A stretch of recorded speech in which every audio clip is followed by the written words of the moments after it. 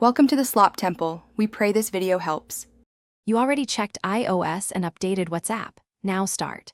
Open WhatsApp and pick the chat or group you want. Tap the plus icon left of the text box to bring up media options. Select Photo Library to browse your albums. Make sure you granted photos permission earlier so images appear.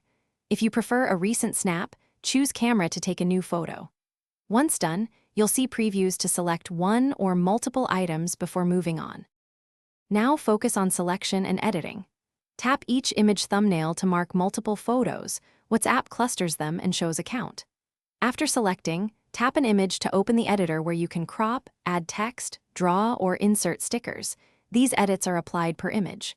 Make sure to preview compressed sizes if bandwidth matters. WhatsApp reduces file size automatically, but you can choose Send as document to keep original quality. When satisfied, finish by tapping the send icon and watch the upload status next to the message bubble. If uploads stall or fail, first check your Wi-Fi or cellular connection and toggle airplane mode briefly, then retry. Make sure background app refresh is enabled so uploads continue when the app is backgrounded.